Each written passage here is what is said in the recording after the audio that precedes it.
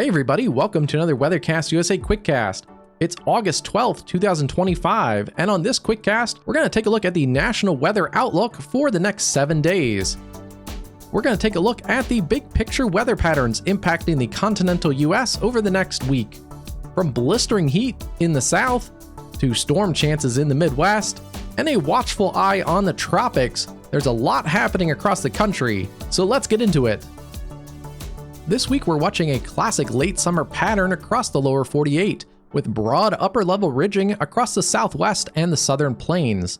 That will create a lot of hot and dry conditions across the western US, while the northern tier of the country, especially the upper Midwest and Great Lakes, will see rounds of scattered strong to severe thunderstorms as a potential, continuing a pattern that we've seen much of the summer, with a series of shortwave troughs riding that northern periphery of the strong ridge. As the week continues, that upper level ridge will build to the east, pumping more heat and humidity into the central US and even into areas in the Great Lakes, especially the Ohio Valley. Starting in the west, it's a classic August pattern. Hot and dry weather, dangerous in areas, and it's all about the heat in California, Nevada, and Arizona, as well as much of the interior west, with the influence of that strong ridge of high pressure. Daytime highs will be into the hundreds for much of the desert southwest, with triple-digit heat possible in the Central Valley of California, extending up into the eastern portions of Oregon and Washington early this week. Some parts of the Pacific Northwest will start to cool down later in the week, but for at least the first half of this week, it's going to be pretty hot, even into areas like Seattle and Portland. Meanwhile, the desert southwest, areas such as Las Vegas and Phoenix and Tucson will see temperatures well into the hundreds, likely over 110 for high temperatures in those regions.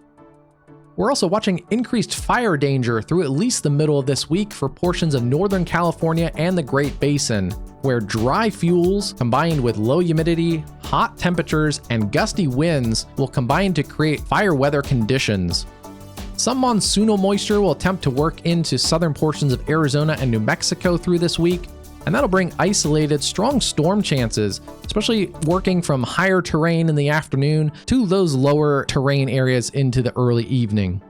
Some localized flooding is a potential down there in portions of southern Arizona and New Mexico this week. Across the central US, it's a tale of two halves. The southern plains, especially Texas and Oklahoma, will continue to bake under that ridge of high pressure. Expect temperatures into the upper 90s and low 100s, and the humidity will make things feel even worse, with heat indices possibly exceeding 110 at times. Meanwhile, further to the north, across the central plains, as well as the upper Midwest and into the Great Lakes, a couple of frontal boundaries will skirt across the periphery of that ridge and create increased chances for scattered strong to severe thunderstorms, as well as the potential for localized flooding. This area has seen a lot of rain over the summer, and most of this area is exceeding their summer rainfall averages, so localized flash flooding is a possibility with those rounds of heavy thunderstorms.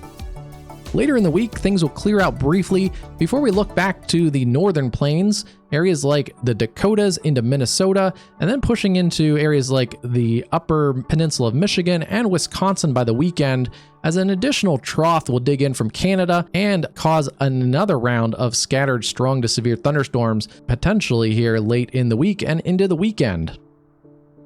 Taking a look at the southeast, that region stays on a rinse and repeat cycle with heat and humidity and daily afternoon thunderstorms.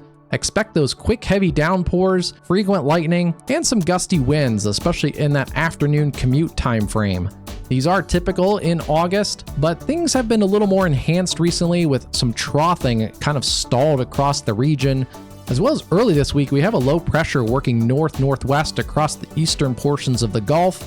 That enhances that moisture and the showers and thunderstorms activity, especially now from the Florida Panhandle across coastal Alabama, coastal Mississippi, into portions of southeast Louisiana.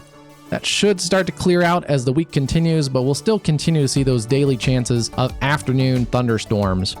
The mid-Atlantic and Northeast will warm up as the week continues, with highs in the 80s and low 90s.